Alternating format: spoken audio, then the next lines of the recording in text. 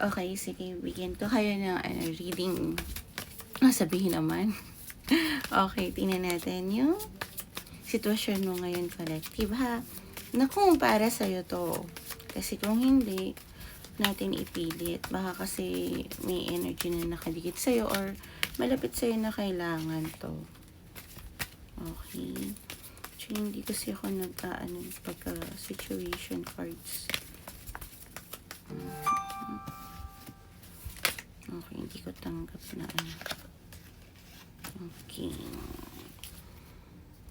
So, ikaw, may nakikita kang mga synchronicity, mga signs, kumbaga, ito yung hinihingi mo or ito na yung sinasampal sa harap mo kahit di mo hinihingi.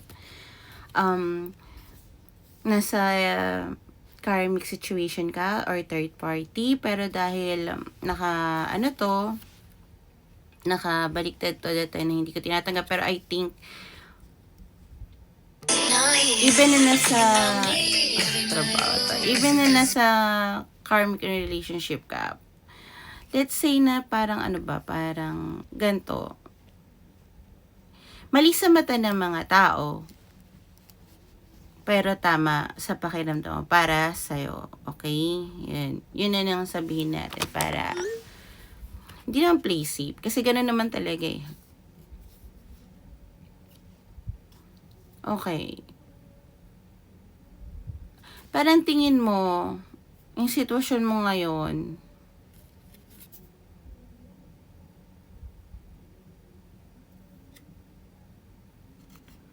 gusto mong gumante.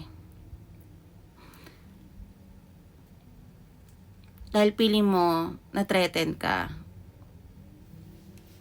Okay. So, sabihin na natin na nasa third party ka. Or anumang third party situation. Kasi hindi naman laging sa love life to eh. May bagay na tingin mo na hindi mo alam na dapat nandun ka sa sitwasyon na yon. Dapat matagal ka nang umalis or what? Or dapat hindi ka kumuha ng third party or si third party, yun ang gusto mo talagang puntahan or yun yung trabaho na gusto mong puntahan or gusto mong maging. I'm not sure. Let's clarify that. Kung hindi yan ang sitwasyon mo, kung wala ka naisip na third party, kung hanggang second party ka lang, alis, char. Okay.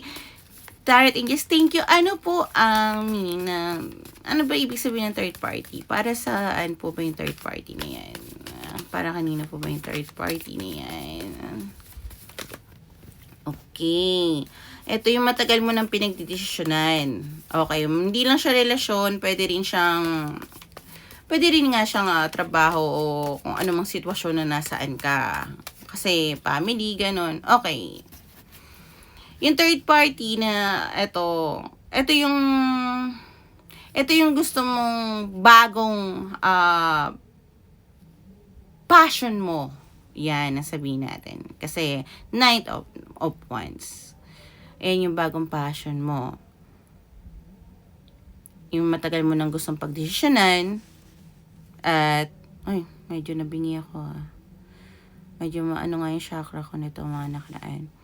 At ito rin yung gusto mong parang, sabihin na natin yung pentacles mo, be. Ito yung gusto mong paglaanan ng, paano ba to yung, parang, ito yung investment mo. At, sobra, dito ka invest noon pa. Natingin mo magbabago ang ikot ng mundo mo. Kung ano man sa'yo yan, okay. So, Tarot Angels, thank you po. Please tell me, ano para saan yung revenge? Kasi hindi ko alam. Para saan yung revenge? Bakit magre-revenge siya?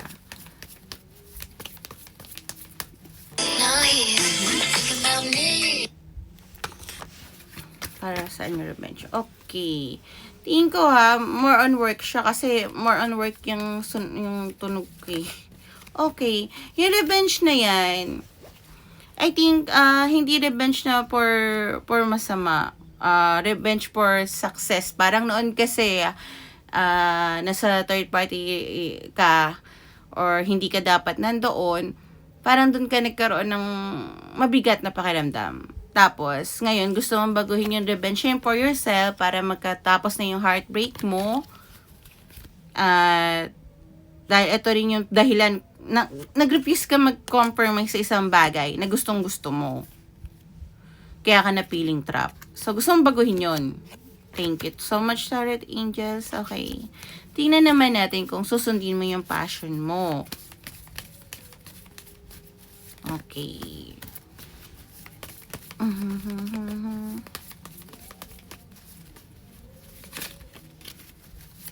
Tarot Angels, please help me. Ano po mangyari kung susundin ng aking collective ang passion niya? Kung aalis siya sa pagiging third party, pupunta siya sa third party, or whatever na party yan. Okay. Okay. Thank you, Tarot Angels, please. Okay. Okay. Overall, okay, magkakaroon ka talaga ng sabihin natin na ito yung investment mo na to. Magbubunga naman siya. At first, syempre, hindi naman biglaan na tataas yung mga bagay-bagay na yung na-expect mo. Unti-unti rin siya kasi Knight of Pentacles pa rin ang lumalabas dito. Pero, papunta ka sa Queen of Pentacles. Okay. So, parang habang ginagawa mo to, nagiging matured ka. At ang maganda kay Queen, ibig sabihin nito, may compassion ka pa rin sa mga ginagawa mo. Lahat ng ginagawa mo is gusto mo, hindi base sa ego mo or pagiging masculine type mo. Kasi usually, ang mga masculine, alam naman natin, sila yung provider na minsan kahit na napapagod na yung mga lalaki sa trabaho nila, hindi nila magawang bitawan because iniisip nila bago bitawan yung isang bagay, yung trabaho, or ano man, iniisip nila if kung matetenga sila, ano yung maibibigay nila sa pamilya nila.